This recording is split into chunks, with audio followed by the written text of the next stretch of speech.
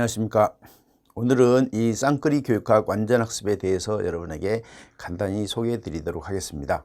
여기서 쌍끌이라고 제가 이름을 붙인 이유는 그 교육학의 어떤 그 문제라 하더라도 전부 다 이제 적중을 하겠다 이런 생각을 가지고 책을 썼기 때문에 쌍끌이라는 것은 그 이중어망이란 그런 뜻이에요. 그러니까 그물을 두 개를 쳐가지고 이제 물고기를 잡게 되면은 거의 대부분의 물고기가 이제 잡히게 된다 이런 의미를 가지고 있죠. 그래서 이것이 이제 그 주로 중국의 이제 어선들이 우리나라 이제 서해안 쪽에서 이 쌍끌이 어선으로 고기를 잡기 때문에 그 이제 미래에 이제 자라야 될 그런 어린 그 고기까지 다 잡는다는 의미에서 좋지 못한 의미인데, 이제 교육학에서는 그런 의미보다는 여러분에게 가장 중요한 것이 정확하게 이제 그 적중을 해야 되기 때문에 어떤 문제라도 전부 다 커버될 수 있는 그런 문제집이 필요하기 때문에 제가 이 쌍끌이라는 제목을 붙인 것이고, 이 쌍끌이라는 교육학 책이 그 사이에 여러분들의 사랑을 많이 받아가지고 한 이제 8년 가까이 상당히 많은 책이 팔리게 되고, 여러분들이 이 책을 통해서 아주 고득점 받은 학생들이 매우 많아요. 그래서 20점 받은 학생들이 거의 대부분 학생들은 이 쌍끌이 교육학을 통해서 체계적으로 그 공부를 해가지고 어떤 문제라도 잘 대처했다 이런 이야기를 제가 많이 들었어요. 그 학생들의 의견을 참고해가지고 쌍끌이 교육학을 이번에 약간 개정을 했습니다. 자, 쌍끌이 교육학에 대해서 이렇게 보다시피 이렇게 돼 있어요. 그래서 2015년도에 처음 이제 만들었는데 15년, 16년도에 이제 엄청나게 많은 책이 팔리고, 그 이후에는 이제 많이 팔리다 보니까 이제 살 사람이 많지 않았겠죠. 그래서 그 이후에는 점점 더 이제 줄어들긴 했지만 어떻든 간에 많은 학생들이 쌍끌이 책을 가지고 고득점을 받게 되었다 이런 이야기죠. 자, 그래서 이번에 이제 쌍끌이 2022년 개정판에서는 이런 내용들이 좀 더 추가됐다 이렇게 볼 수가 있어요. 주제별로 중등 기출문제, 그 다음에 초등 기출문제, 이런 문제, 예상 문제를 그 파트에다 집어넣었어요. 그래서 답안은 제시할 수가 없었어요. 왜 그러냐면 여러분들이 이 쌍끌이 내용만 공부한다면 그 문제에 대한 답안을 작성할 수 있는 그런 능력을 길러야 되기 때문에, 그리고 실제 쌍끌이 공부만 잘하면은 쉽게 그 답안을 쓸 수가 있어요. 그래서 해당되는 내용에다가 기출문제를 제시해 놨기 때문에 여러분이 바로바로 그 형성평가의 의미로 기출문제에 대한 답안을 구상해 보는 것이 상당히 도움이 되지 않을까 이런 생각이 듭니다. 자, 제가 여기에 있는 이 쌍끌이 교육학에 대해서 지금 강의를 하는 이유는, 제가 전체적인 내용을 자세히 할 수는 없어요. 본래 7월, 8월에 강의를 하기 때문에.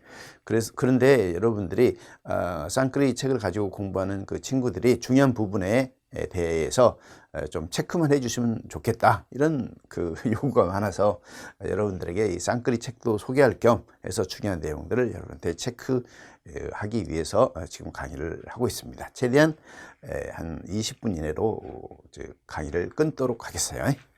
자, 목차를 한번 보면 교육의 기초에 대한 것은 자세한 목차가 없고, 그 다음에 교육 과정에 대해서 이렇게 보다시피 여기에 노랗게 색칠을 해놨는데, 노랗게 색칠한 것이 기출문제입니다. 그리고 파랗게 생긴 것이 아직 출제가 되지 않았는데 출제 가능한 영역이다 이렇게 볼 수가 있어요. 그래서 지금 현재 여기에서 출제가 다 된 거죠. 그래서 여기에서 출제 다 됐기 때문에 교육 과정은 거의 빠짐없이 다 공부를 철저하게 해줘야 되고, 교육 과정에 관련된 어떤 응용 문제에 대해서도 잘 대처할 수 있는 능력을 길러야 된다 이렇게 볼 수가 있겠죠. 자, 교육 심리학은 지금 현재 이렇게 전반부에 이렇게 나와 있어요.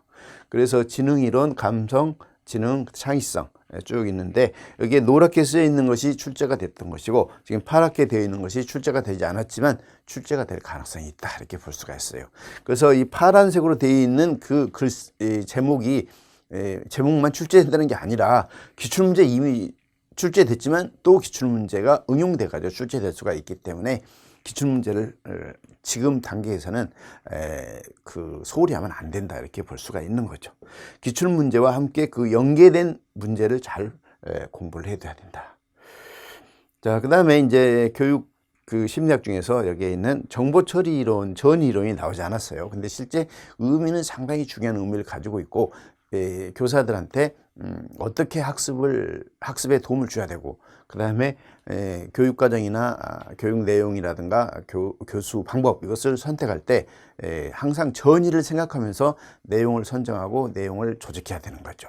여러분이 이제 타일러의 내용 선정의 원리에 보면은 전의의 원리라는 말이 있잖아요. 전의의 원리. 전의의 원리라는 것은 배웠던 것이 후속 학습에 도움이 될 수 있는 그런 내용을 선정해야 된다. 이게 내용 선정의 원리 중에서 전의의 원리라는 거예요. 그런 것처럼 여기에 있는 전의 이론에서는 여러 가지 이론이 있기 때문에 이 이론을 잘 알아두어야 이제 교육과정 재구성, 학교 현장에서 교사가 학생들한테 맞는 여러 가지 내용을 선정하는 데 있어서 이 전의 이론이 아주 유용하게 바탕이 되고 이걸 잘 알아두어야만이 효과적으로 내용을 선정할 수 있다. 이렇게 볼 수가 있죠. 자, 그 다음에 교수학습 이론에서는 여기 보다시피 지금 노랗게 되어 있는 것이 출제된 겁니다. 그래서 브루네의 발견학습, 가네의 학습 조건, 켈러, 그 다음에 구성주의, 협동학습 이렇게 나왔어요. 그래서 거의 대부분 그 구성주의와 협동학습에서 문제가 집중됐는데 나머지 추가돼서 출제될 수 있는 것이 여기 파랗게 되어 있는 라이겔루스의 교수의 3대 변인, 그 다음에 메릴의 내용 요소, 제시 이론, 수업 목표 진술과 관련해 가지고 또 나올 수가 있고, 구환법이라든가 자기 주도적 학습 이런 것들이 추가로 나올 수가 있습니다. 그래서 항상 그리고 여전히 가장 출제 가능성이 높은 것이 바로 이 구성주의, 협동학습 이것이 나올 수가 있어요. 왜 그러냐면 지금 현재 대세가 구성주의고 구성주의 학습이 지금 현재는 설득력이 높기 때문에 그렇습니다. 자, 그 다음에 이제 교육공학인데, 교육공학은 여기에 있는 내용이 목차가 이거밖에 안 되는데 시험 문제는 여기에서 집중이 됐어요. 그래서 3번의 교수 설계 모형.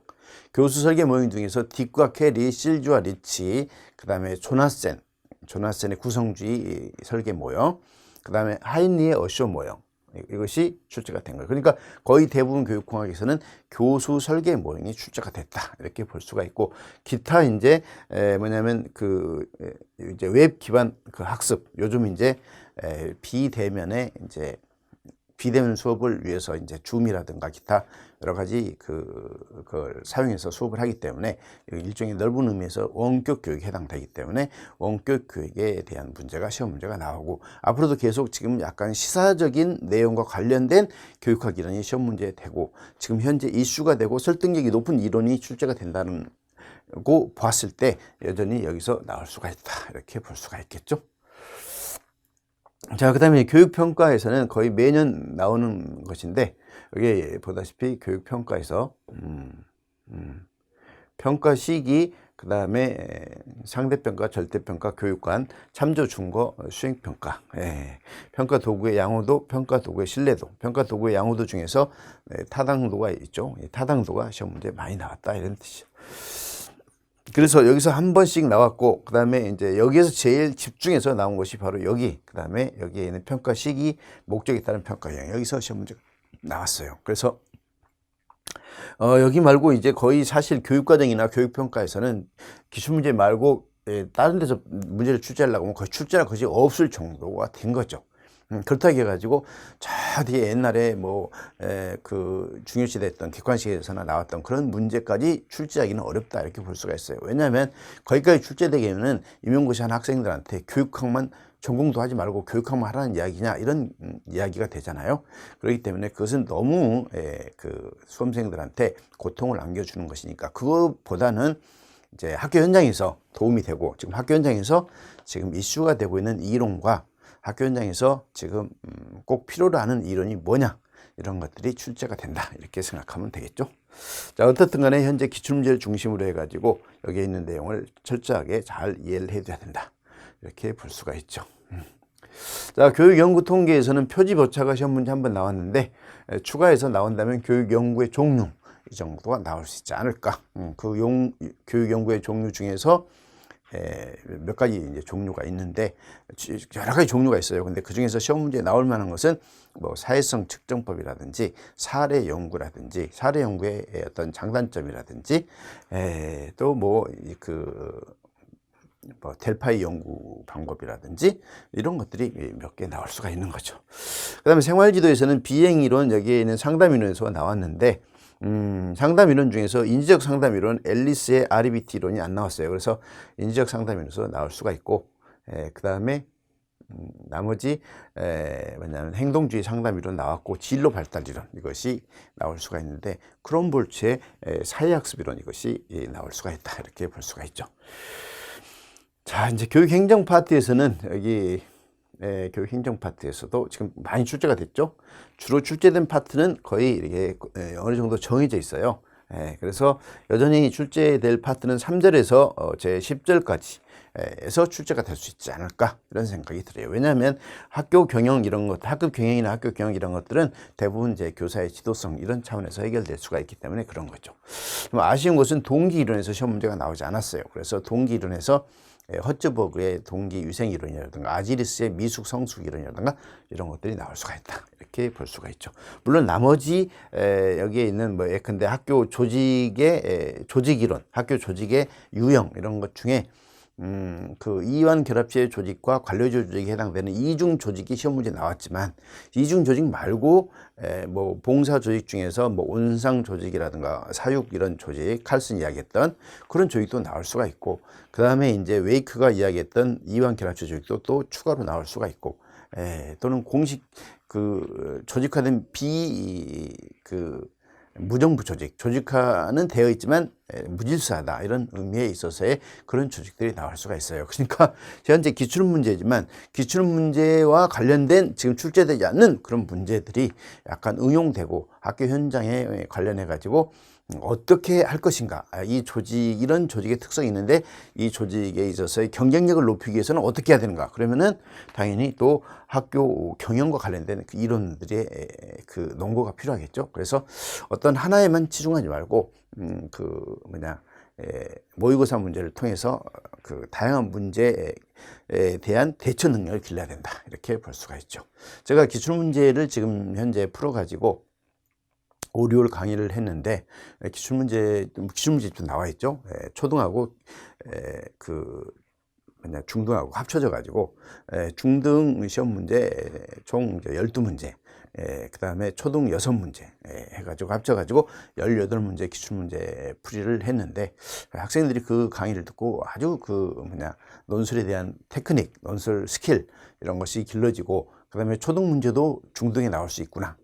대체로 초등 문제는 한 2년 후에 중등에 나오고 그 다음에 중등 문제가 또 2년 후에 초등에 나오고 이런 것이 상당히 많이 출제가 됐어요. 그래서 여러분들이 초등 문제도 소홀히 하면 안 된다 이렇게 이야기할 수가 있겠습니다. 자, 그 다음에 이제 교육 사회학인데 아쉽게도 교육 사회학이 그렇게 출제가 많이 되지 않았네요. 왜 그러냐면 교육 사회학은 하나의 이제 그 기본적인 정시에 출제되는 그 패턴이 있는데 그 패턴이 교육과정, 그 다음에 이제 교수학습, 그 다음에 이제 교육평가, 교육행정 이 4개 파트인데 교육행정은 거기 들어갈 분야가 없어요. 부분이. 그러다 보니까 그 교육행정 파트 속에서 학습 조직 이것이 시험 문제에 나왔는데 뭐냐면 나머지는 거의 추시에 나왔어요. 그래서 앞으로도 내가 볼 때는 교육 사회학은 정시에서 나온다면 여기에 있는 성인 교육론에서 학습 조직 이것이 나올 수가 있다. 왜냐하면 항상 마지막에 중요한 논거는 교사가 해야 될 역할이기 때문에 그런 거죠. 그래서 이제 요즘 이제 다문화 교육이라든가 불교육의 격차라든가 이런 것들이 문재인 대통령 시절에는 상당히 이슈가 됐고 그렇기 때문에 우리가 이제 결과의 평등이라든가 또는 이제 사회복지, 교육복지 이런 것들이 많이 필요하다 이렇게 이야기가 됐지만 이제 윤석열 대통령 후보께서는 복지보다는 자유시장 경제 질서, 능력에 따라서 자유롭게 경쟁할 수 있도록 시장에서는 수요자와 공급에서 결정이 되고 교육도 마찬가지 열심히 노력한 사람한테는 그만한 보상을 받게 하는 거고 열심히 노력하지 않은 사람은 그렇지 않는 그런데 더 많은 비중을 둔단 말이죠. 그러다 보니까 교육의 격차가 시험 문제 출제되기가 조금 어렵지 않을까 이런 생각이 들어요. 혹시 모르죠. 출제하러 가신 분들은 교수님들은 또 다른 생각을 가지고 있을지 모르겠지만 만약에 그렇다고 한다면 교육의 격차나 교육의 평등 그 다음에 이제 신교육 사역 이런 것들이 나올 수는 있겠지만 뭐냐면 윤석열 대통령 후보가 주장하고 있는 자유, 이 차원에서 본다면 뭐냐면 교육의 불평등이라든가 이런 문제는 출제가 안 될 수도 있다, 이렇게 볼 수가 있는 거죠. 자, 그다음에 한국 교육사에서는 서당 교육 이거 말고는 특별히 출제할 만한 것이 별로 없네요. 그래서 서당 교육이나 과거 제도가 한번 그 공부를 해둬야 되고, 그다음에 서양 교육사는 자유교육이 한번 출제가 되는데, 나머지 중에서 출제된다면 그 18세기의 자연주의 교육, 루소, 그 다음에 19세기 신인문주의 교육 사상가 중에서 초등교사의 아버지는 페스탈로치고 중등교사의 아버지는 헤르바르트이기 때문에 헤르바르트에서 시험 문제가 나올 수가 있다. 그 다음에 교육 철학에서는 이제 여기 보다시피 노란 것이 기출문제라겠죠. 인식론 중에서 사회적 구성주의 이것이 나왔고, 나머지는 나오지 않았지만, 만약에 여기에 있는 이제 뭐냐면 교육과정이라든가 이제 나머지 이론들에 많이 영향을 미치게 교육 철학이잖아요. 교육 철학은 하나의 패러다임이니까. 그래서 미국의 교육 철학이나 실존주의, 비판이론 이런 것들이 시험 문제에 나올 수가 있다, 이렇게 볼 수가 있습니다. 그리고 이제 마지막에 영역별 구조도 해가지고 이 쌍끌이 교재 속에다가 이제 각 그 교육 사역이면 교육 사역 전체를 한 페이지로 구조한 그런 자료들을 넣어놨어요. 그래서 그 자료들을 여러분이 다운받아 가지고 뭐냐면 그 백지로 쓸 수도 있고, 또는 문제로 생각하고 답을 생각할 수도 있고 한다면 여러분한테 아주 유용한 자료가 되지 않을까, 이런 생각이 듭니다. 자, 여기까지 해가지고 쌍끌이의 전반적인 그 구조 흐름을 목차를 한번 정리해 봤습니다. 고생하셨습니다.